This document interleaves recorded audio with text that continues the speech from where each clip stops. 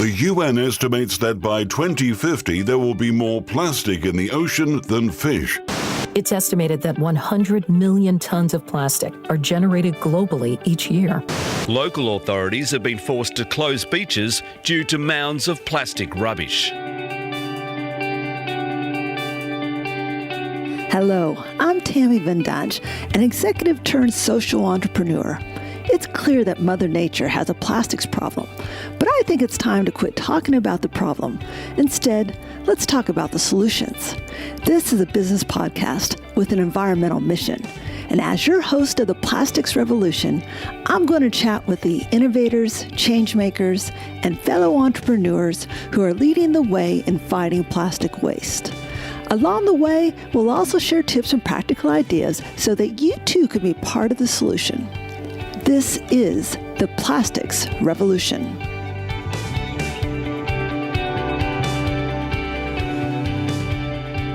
In this episode of Plastics Revolution, I chat with Rebecca Prince-Ruiz of Plastic-Free July.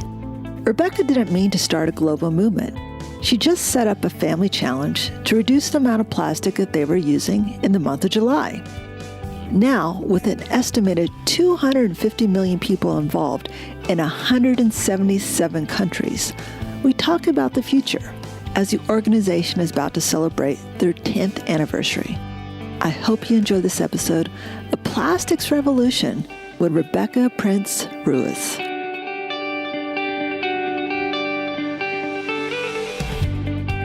Rebecca, welcome to the show. Thanks very much for having me.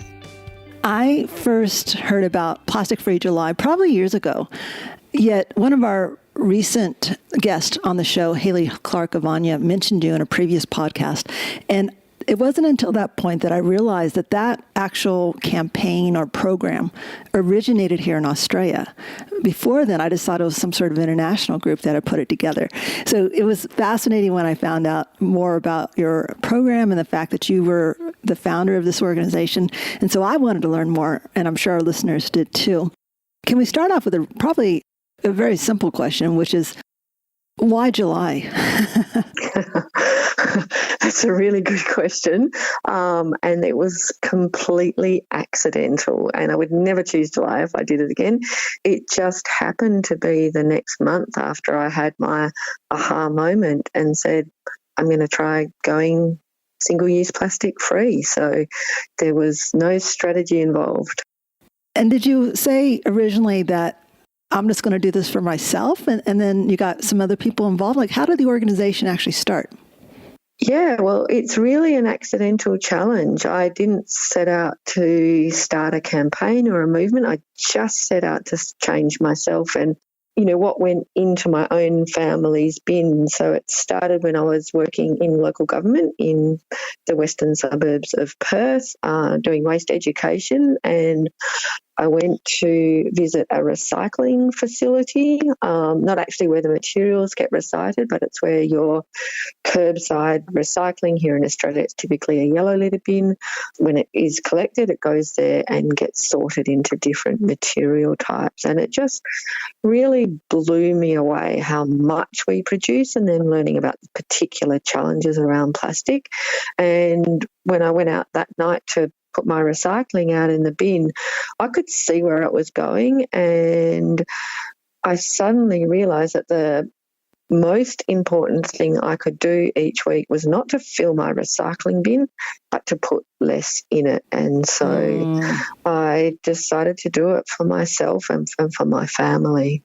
How did it grow from there? Well, it grew really organically, and actually it's grown organically ever since. So I'm half Spanish, and I think I'm quite impulsive. And when I went to work the next day, I said, I'm going plastic free next month. Who wants to join me? And my colleagues Amy and Nabila joined in, and we had quite a strong volunteer network. So there are about 40 of us that decided we'd give it a go. It was the last week of June. Didn't have too much else going on, and so really we just set out on the journey together. To be honest, I didn't think it would be that hard. I was pretty good. I always took my reusable shopping bags. I was too stingy to buy bottled water when you can just get it for free from the tap. So, but it makes you realise that plastic is everywhere. It is everywhere. And it's not that it's not a useful material. It's not that recycling is not important, but it's the fact that we're using so much of it just for one time. And it was really a journey of what can I do to do better? And I certainly didn't have all of the answers, but by doing it in a community, having those conversations, we'd send around an email each week with people's ideas. Together we had a lot of answers and it grew from there. And so once you did it in the month of July, was it now a habit that you wanted to keep, or was it just one of those things that you said every July we're going to make this a goal? Yeah, to be honest, I can't actually remember the conversation, but I think we had a little bit of a celebration. I've still got the very blurry photo from the 31st of July back in 2011. We met in a local hall. We had a champagne and we took our dilemma bags with all the plastics we couldn't avoid, and we had a chat and it felt really good. As waste educators, the traditional mantra was always reduce, reuse, recycle, and we'd end up, running recycling programs and talking about sorting your waste, and we had a household battery recycling program, etc. But it's not easy to talk about that reduce and refuse, and it gave people kind of a purpose, and by doing it together, because for many of us, we might have been the only person in our home or out of our friends or workplace that were concerned about it, and doing it together kind of somehow broke down some of those barriers and made it easier. And because it was a success, and July tended to be for us here in the Southern Hemisphere winter and a bit of a quiet time, just gave us something to focus on. And I think it was the feel-good factor and the collective goodwill of the group to want to do it again that really made us decide the next year, we'll do it again. And each year we slowly kind of built it more in terms of a actual campaign and more resources, and it really spread by word of mouth. Was the campaign specifically around all plastic waste, or was it specifically around single-use plastic? So the first year we kind of weren't that clear about it. We weren't sure, and we gave people the option. But really from the second year, we very much focused on single-use plastic. And, remember the first interview that I ever did. And at that point, 10 years ago, just trying to get across the concept of single-use plastic and the problems of that, using this material that's designed to ever on products that we just use for a few minutes. I couldn't get that across in an interview in the radio. The journalist kept saying, but your phone's plastic and your car's plastic and your computer's plastic. And it's like, yeah, and it's a great material and we should value it and we should use it and we should reuse it. And that was just a concept then that was really, really difficult to get across. But, fast forward the clock to 2018 and according to Collins Dictionary, it's the word of the year. So there has been a really big change over the last 10 years. Well, it's interesting. You're in Western Australia, and you didn't actually have your plastic bag ban until 2018, which was actually 9 years after South Australia managed to do it. So despite your location and all the work you had to do, it's just amazing how long it took to get your government to adopt that. Yeah, look, absolutely, and I'm so thrilled that they finally did, and that increasingly other states around the country and the supermarkets took it on. And I think it's that we work very closely now with a behavioural economist, and we do a lot of research with not only our participants but also the general public. And plastic pollution, plastic waste is definitely on the agenda now. It's in the media, it's in the conversation. When you survey the public, there's a very high level of concern about it. It's one of the top 3 environmental issues worldwide is how we deal with the amount of waste we generate.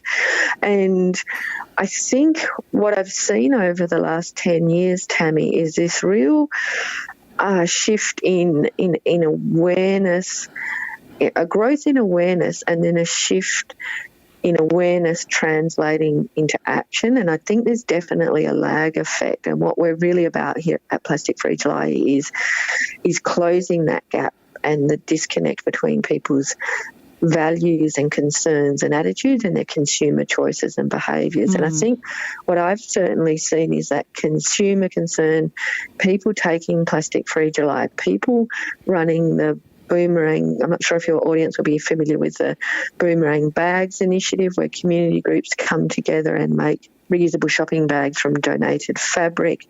We saw lots of community groups around the state and the country running those, putting them for free in local supermarkets or stands at farmers markets, educating people about the choices and alternatives and really making it easy for people. And what you see when you first start to get this, like people making changes in their own lives and then in their communities and then some of the smaller retailers.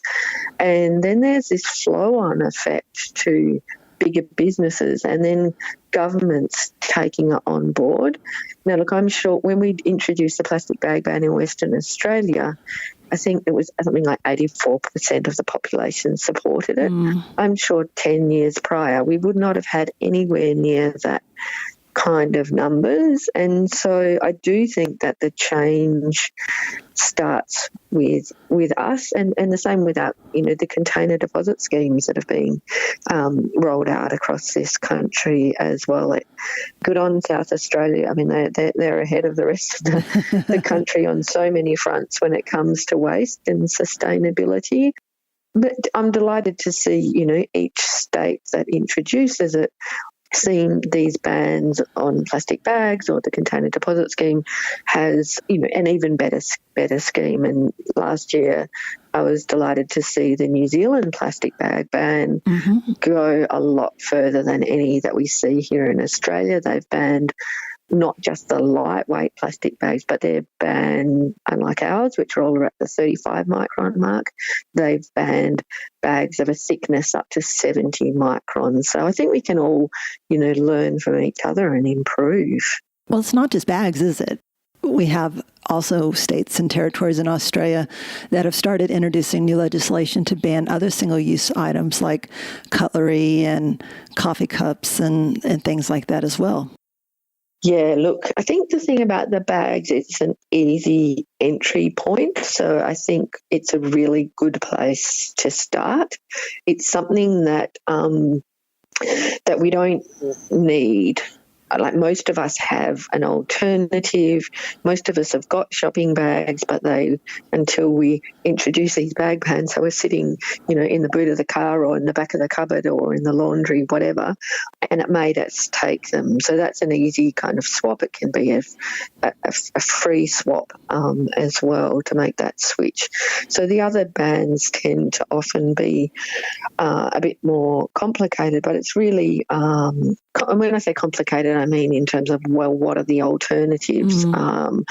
Because what we don't want at the end of the day is we don't want to switch from using all of our takeaway packaging and food packaging from single-use plastic to some single-use other material that's still going to be a problem in our waste stream that can't be managed by existing waste facilities or still is a problem if it ends up as litter in our environment. Yeah. So I think as we see different states starting to take action and steps on that, it's definitely the way forward, but there's more complexities around other packaging and other single-use plastics than there is the bags. We're definitely moving in the right direction. I think there's only one state in Australia that hasn't passed a single-use plastic ban yet, and that was New South Wales, and they do have something proposed now. So if the plastic bag made sense to switch to a reusable bag because it was so easy, for most consumers, what would be the next adoption that they should consider? We really like our plastic-free July, and this is very much based on our behaviour change research, is we like to offer people choice, because the single-use plastic that might be the low-hanging fruit for you, Tammy, where you live, might be the different from the one for me where I live. So, but the common kind of easier swaps that we tend to encourage our participants to take as they're going on this journey would be things like choosing unpackaged fruit and vegetables, buying it loose, taking your own reusable produce bags, choosing basically foodstuffs that are less packaged.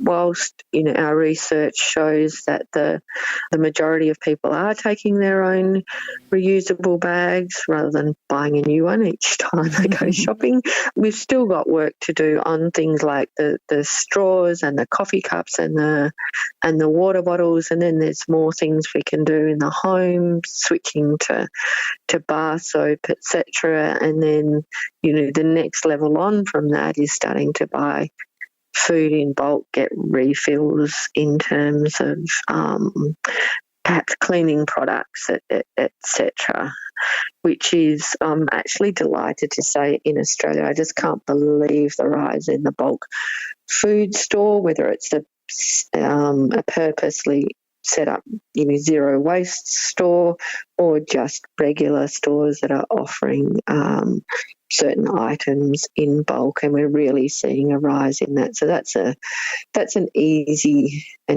switch to make for many of us. Certainly for a lot of people in the major cities anyways.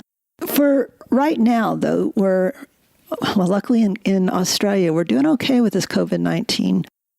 To the fact that we have a lot of things starting to open up again. But there has been a definite increase in single-use plastic since this has begun.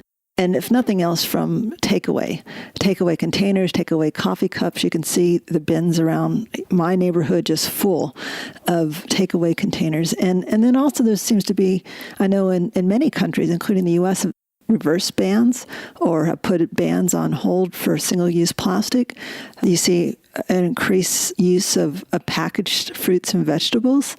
And I just wonder, what are your thoughts about that, and what can we do to make sure we don't go backwards too much? Yeah, look, that's a really good question, and I think it's been very, very frustrating for people who've been working on this issue for years and making changes in their own lives. And I will admit, back in mid-March, as the full implications and ramifications of this pandemic on this work that we do were becoming apparent, we did seriously look at, what is the role for plastic-free July? Should we even be continuing this? Should we make it plastic-free November? And so I spent time talking to our behavioural economist, Colin Ashton-Graham, about this, and we decided that we would go ahead with it. And it definitely has changed the landscape, but I think one thing that this virus has showed is that people can adapt very quickly and make changes for the right reason. So and we know that this plastics issue is of concern to people. So that does give me hope, firstly, that we can make changes back in the right direction. And, when we saw that rush on people buying flour and sugar and the stores running out of vegetable seedlings and stuff, what that was really about, it was about people taking control in their lives. They had a drive to be more self-sufficient and take action and do something positive. And I think in this time of the pandemic, a lot of the people's distress comes from people feeling like the world's out of control. That leads to anxiety and depression. But doing stuff in our own lives, baking, growing vegetables, it gives us control over something. And we felt that the need for plastic-free July is, if in some ways, greater than ever before, because it helps people with solutions that are relevant to being at home, and it gives people something to do. And we are really this year kind of focusing on what can happen in the home. And our focus, I guess the plastic-free July kind of methodology, our way of thinking is really about not focusing on what you can't do, but looking at what can I do with where I am, with what I have in this moment, and doing that. So that's what we've chosen to focus on, is supporting people with what they can do on their home, in the home.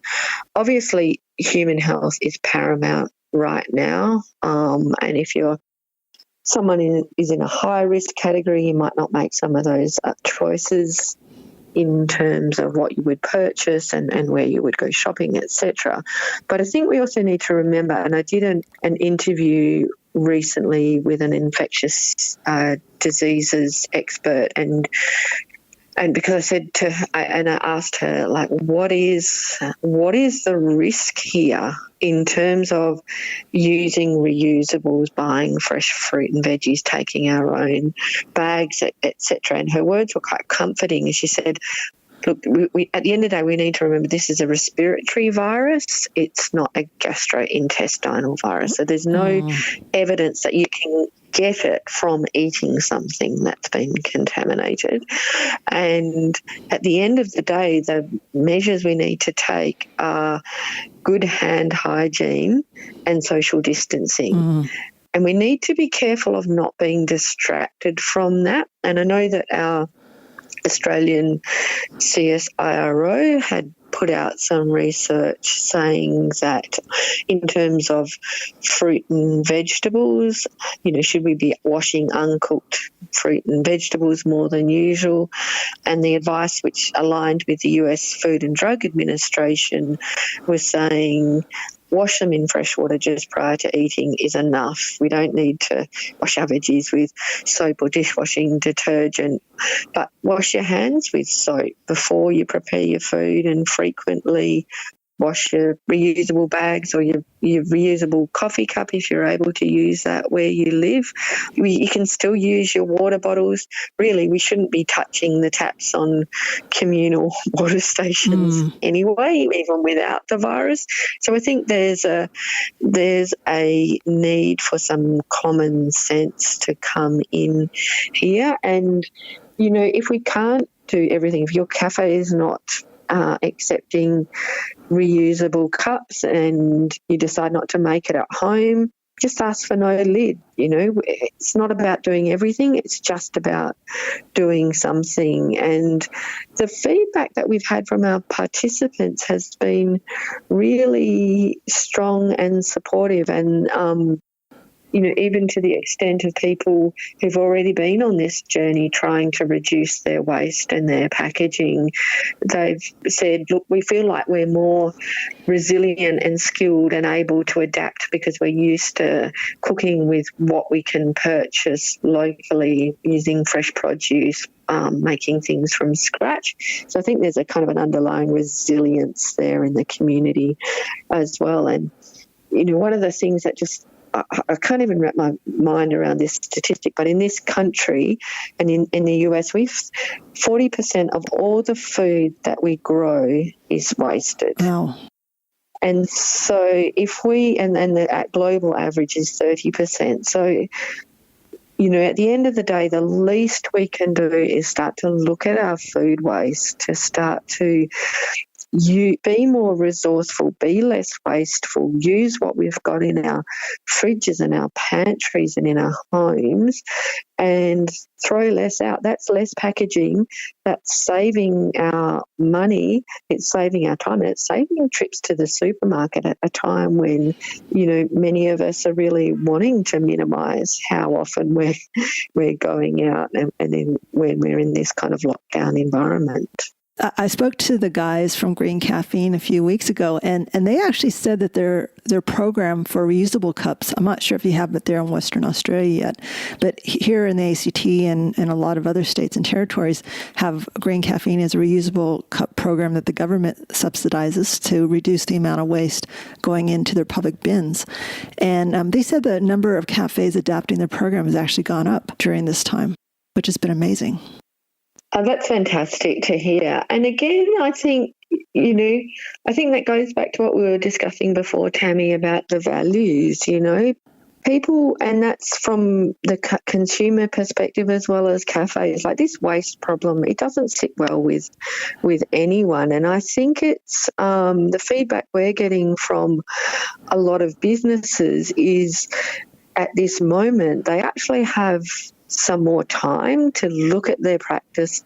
With many that have closed and are thinking about reopening, they're actually taking the time to do the research and think about, we don't just want to reopen a business as usual. We want to do better. And so I'm really delighted to hear that. I think that Green Caffeine is just a great program. I like how it's going mainstream, and the fact that more cafes are signing up, I think, is just testament to this.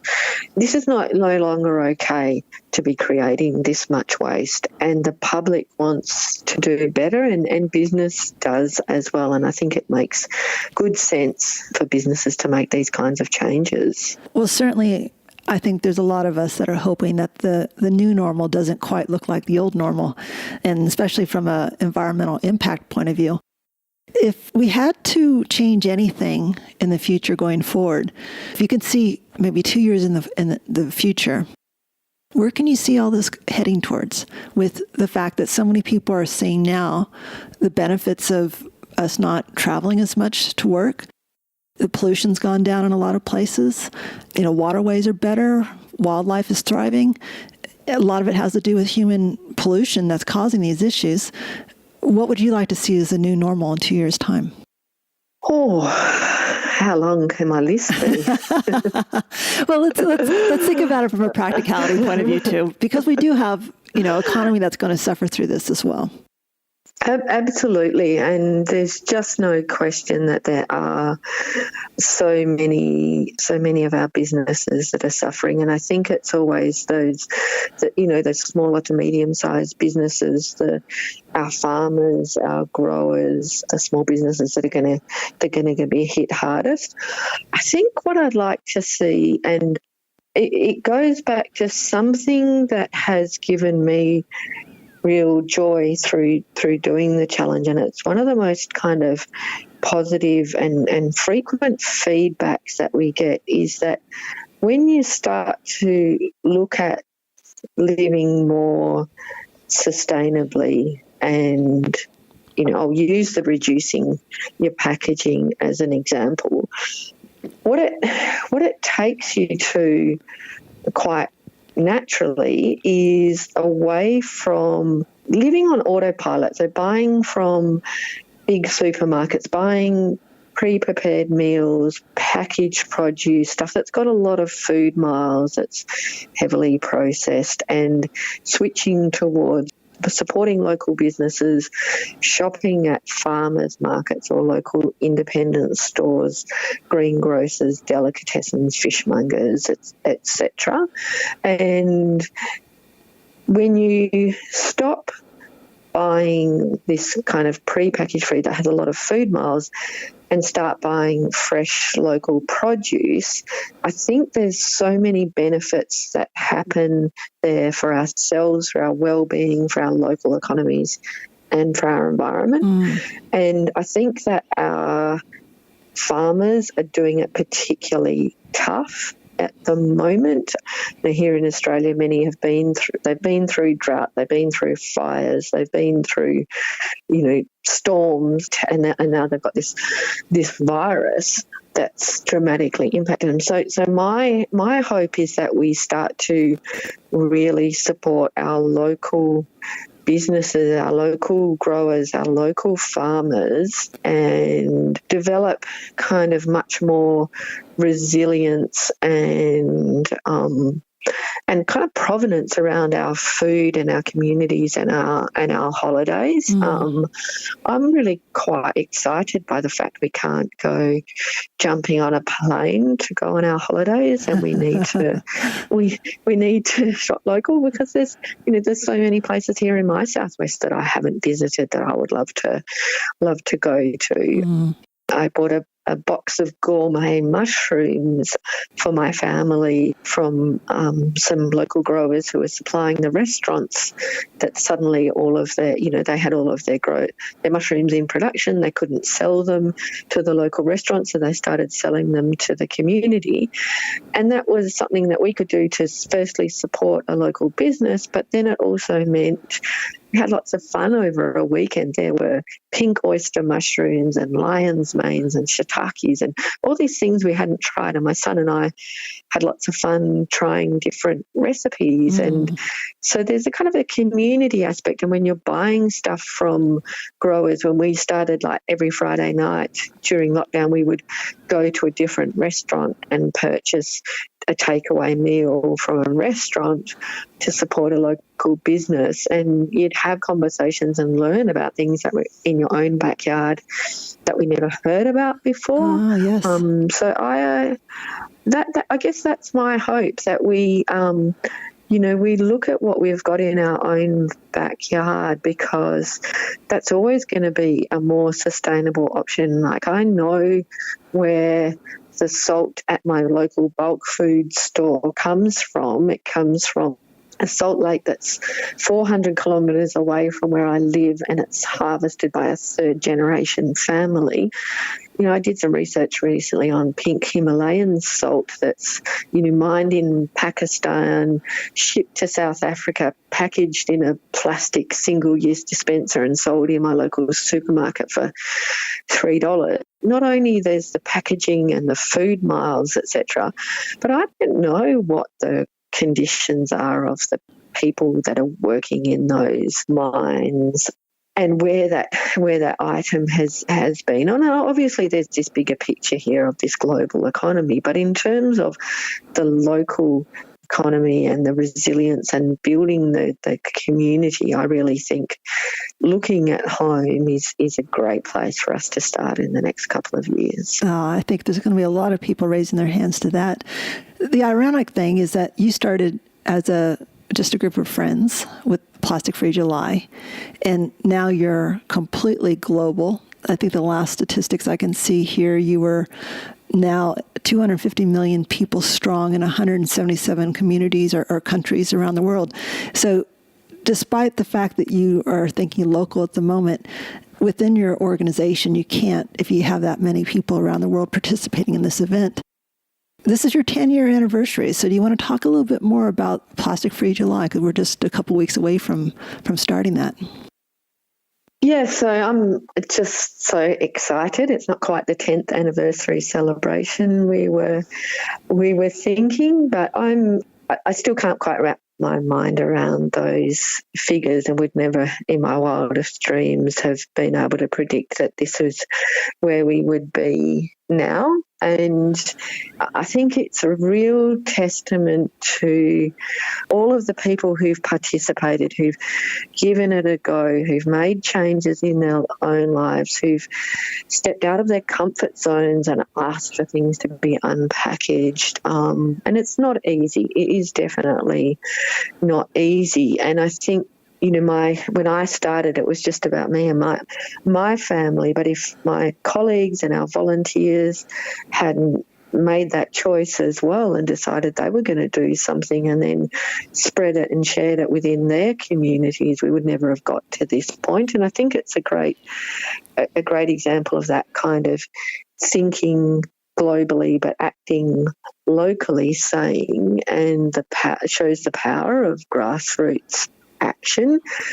And I think that's really important, because it is easy to feel overwhelmed. I think, what difference can one person make? And I think this, the results of Plastic Free July speak to the power of that. And as we talked about before, Tammy, the power of what happens when people make that shift from changes in their own lives to taking them into their communities and their kids' schools and their workplaces or their different organisations and networks, and having those conversations, and councils running events, and people starting to take the challenge for a year and blogging about it and writing about it. Like, there's so many people who are part of this beautiful success story, and it is, I have to say, like, it is a challenge to run it from Perth, one of the most isolated cities in the world. The irony doesn't go unnoticed there. And it's something that it's a challenge for us, and we're certainly working on, is how to make the challenge kind of diverse and inclusive to represent the diversity of people who are participating. Because, here at Cottesloe Beach, for example, it might be the coffee cup that's the issue, whereas, in New Delhi, in India, or in some remote town, like, the issues might be different. But the thing is single-use plastics, no matter who you are, where you live on this planet, or what your circumstances are, we pretty much all encounter single-use plastics on a daily basis. Yes. And that's why I think it has had such appeal, because no one's okay with seeing those images of the plastic pollution on beaches, or the turtle wrapped up in the plastic bag, or the whale being full of it. It doesn't sit well with anyone. There's no denying the source of it. We see it in our daily lives, and that's the point where we can be part of the solution and take action. So our focus for Plastic Free July 2020 is sharing those plastic-free stories from around the world of what people are doing in their own lives, of what they're doing in their workplace, of what the cafe in Portland, Oregon might be doing to get around the virus, what a community in New Zealand might be doing to tackle the challenges there, because they're the stories that are going to empower people, inspire people, and help to break down the barriers and work on this together and learn from each other. And I think that that's really important, and that's our focus for this year. It's what people can do in their homes, and it's sharing those stories to really amplify our impact and create more change. Well, I certainly am very interested to hear those stories, just to get some new ideas about what we can do in our personal lives and our businesses to reduce the amount of single-use plastic that we use on a daily basis. So that's exciting to hear. Now, Rebecca, we have spoken a lot about the organization. I've looked at your background in my research, and I realized that you've been kind of involved in some elements of nature or environment for a really long time. What made you so interested in Mother Nature and trying to protect it? I think that I've had quite an awareness of the environment and our impacts on it from quite a young age. I didn't live in a city until I started high school. I spent some time in my childhood years growing up on a farm. So I've always felt kind of close to nature. When I was 8 years old, we needed to leave the farm that I'd spent a few years living on, and it was in the southwest of Western Australia. I was 10 years old. And the reason that we needed to leave the farm, it was a very small farm. It was kind of a relatively new farm. We needed to clear some more of the bushland to make it viable. And there was clearing bans introduced because of increasing salinity in the nearby river. And so as you're clearing the native vegetation, and the salt that's in the ground rises to the surface, and it was washing into the river. So, and my siblings and I were just devastated about leaving the farm. I didn't understand the science then. I knew that was the reason, but from my perspective, that was just my dad was the bad guy there. And I kind of never got over it. And I think to some, I'm a tree lover, and I think to some extent, that is still my idea of home, and is being in that environment surrounded by trees. And I think that for me kind of planted a seed of, this is what our impacts on the environment can have. And I saw that there were 25 kids in my school.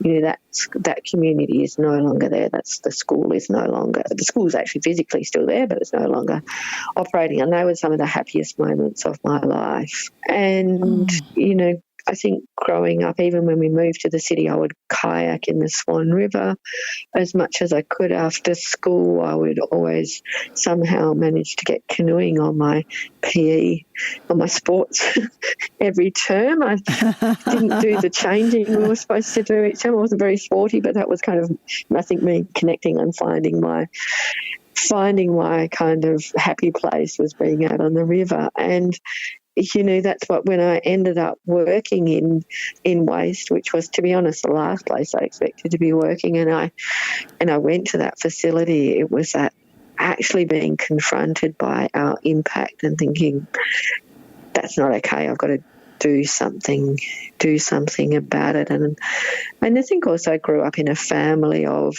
my mum always had a very strong kind of social justice perspective on things. So we were always helping out with our neighbours or going on Meals on Wheels runs with her and doing things in our local community. And to be honest, I think some of our more sustainable habits that we had in my home growing up actually came from not having much money rather than necessarily the environmental push. So I think they all kind of those influences came together as I grew up. That makes a lot of sense. I think that a lot of the guests that I've spoken to in fact, I think it was Paul Klemenko from Planet Ark that says that he spoke to a researcher that suggested that anyone that really cares about the environment is grown up near a river or creek and was probably coming from a religious background or of some strong value system. And so far, everyone I talk to, it seems like that's proven to be very true.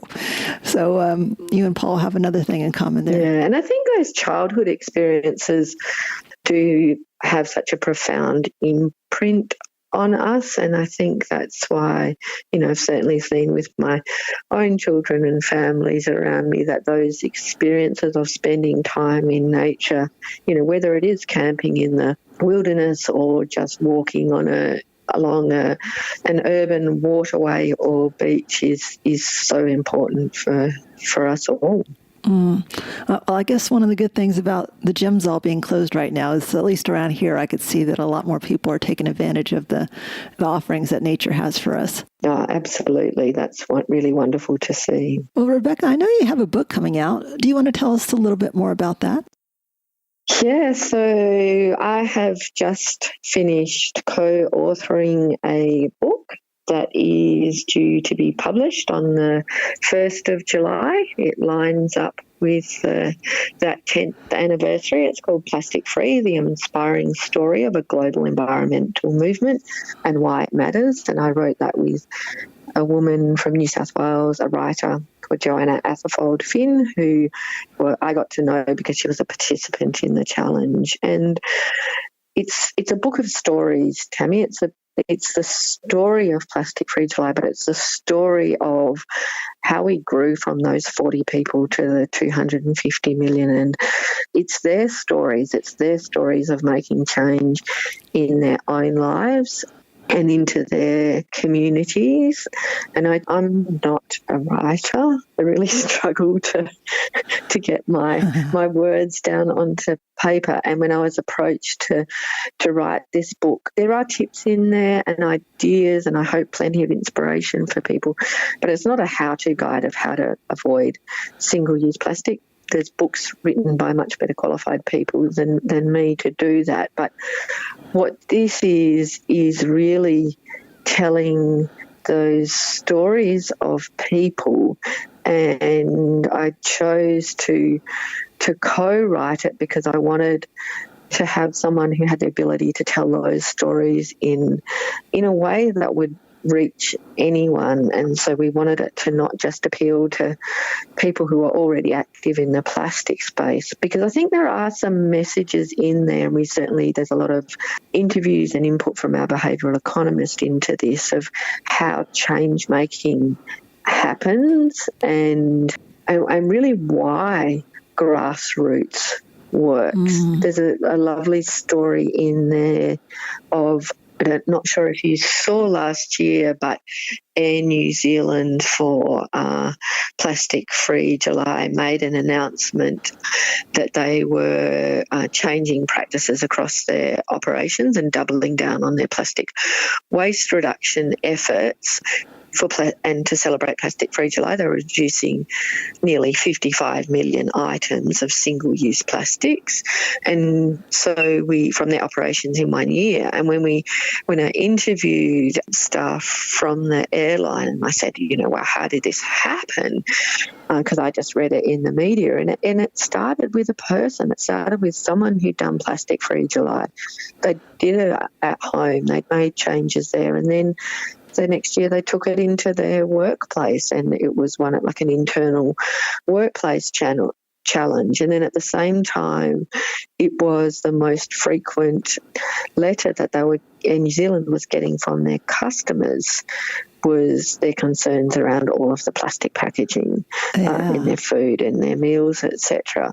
And so it was it's this beautiful story, and that's what the book is, of the changes that people are making in their lives and where they take it and their spheres of influence, and then that flow-on effect. So I really hope that the book inspires people to make change, whether it's plastic or anything else, and to see that what we do matters. I always call myself a glass half full person, and I think that I can't do everything. I know that, but I can do what I can do. And this book is the story of what I've seen from this incredibly privileged position of being part of this challenge, of how this change can make a difference on the things that concern us most. I can't wait to read the book, and I'm sure a number of our listeners would be too. Where can we look for the book when it comes out on 1 July? We'll certainly be sharing it through Plastic Free July. So our website's plasticfreejuly.org. Our publishers are New South. It's available online now. I can give you the link to that, Tammy. But we also really encourage people to purchase it from their local bookstore. I know that a lot of them will be stocking it. I was just talking to the publishers yesterday, and Dimmicks in Sydney have decided that they're going to do a Plastic Free July window display in the first week of July when the book comes out. So, as we come out of the lockdown and into our communities, please, yes, you can purchase it online, but please also support your local bookstore as well. Absolutely. We'll make sure we put all the links into the show notes so that people can find it more easily. And if people want to get involved in Plastic Free July right now, do we just send them to your website?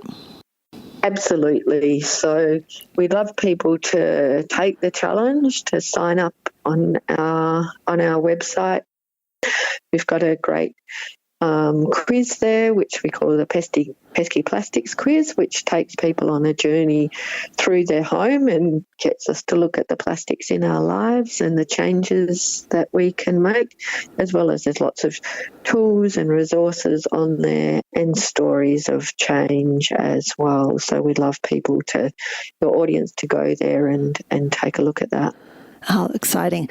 Well, we'll make sure we send them that way.